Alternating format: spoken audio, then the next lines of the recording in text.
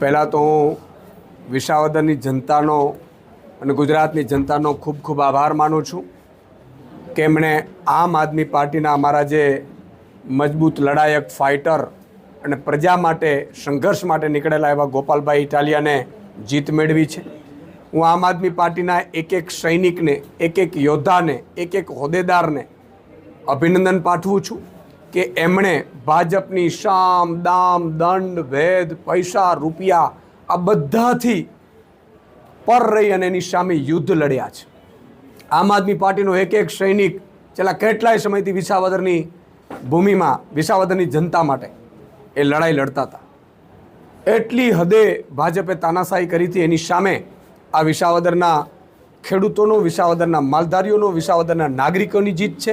54 લાખ ખેડૂતોની જીત છે।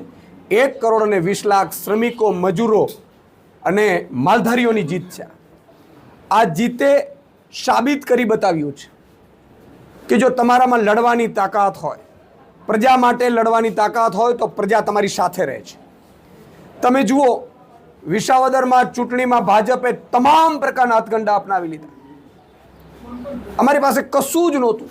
અમે સાવ સામાન્ય આમ આદમી, અમે એ નાગરિકો કે જે પ્રજા માટે લડવા નીકળ્યા છીએ।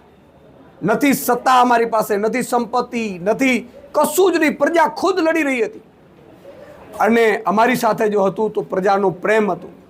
અમારા જે યુવા લડવૈયાઓ બધા યોદ્ધાઓ હતા, મેદાન ઉપર ઉતરતા તો લોકો એમને વધાવતા હતા। આજે આ ગોપાલભાઈ ઇટાલિયાની જીત નથી, 54 લાખ ખેડૂતોની, માલધારીઓની, શ્રમિકોની જીત છે। આજે આમ આદમી પાર્ટીના એક એક સૈનિક જે ભાજપની સામે લડવા માંગે છે એની જીત છે। આ જીત આખા ગુજરાતમાં એક મેસેજ જશે કે ભાજપને કોઈ જો હરાવી શકે એમ હોય। ભાજપે શું અત્યાર સુધી ખેલ કર્યા છે? ભાજપ લોકપ્રિય નથી ગુજરાતમાં। ભાજપને મજબૂત સામે વિકલ્પ નહોતું મળતો। કોંગ્રેસ પક્ષ 30 વર્ષથી હરાવવા માંગે છે પરંતુ ભાજપને હરાવી નથી શકી। એના જેટલા પણ લીડરો હતા એને ભાજપે સામ દામ દંડ ભેદ લઈને પોતાનામાં લઈ લીધા। લગભગ 70 જેટલા લીડરો।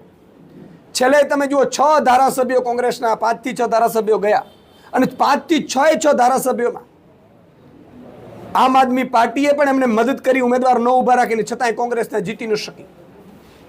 ભાજપે આમ આદમી પાર્ટી ઉપર હાથ નાખ્યો હતો। અમારા ઉમેદવારોની સામ દામ દંડ ભેદ કરીને કંઈ મેં સાંભળ્યું હતું કે સીડીઓ પણ બહાર પાડી અને એને ડરાવ્યો, ધમકાવ્યો અને એને રાજીનામું અપાવડાવ્યું હતું। પણ એને એ ખબર નથી આ ગુજરાતનો આમ આદમી છે, આ ગુજરાતના લડવૈયા સંઘર્ષો છીએ। અમે પામવા માટે રાજનીતિમાં નથી આવ્યા અને એટલા માટે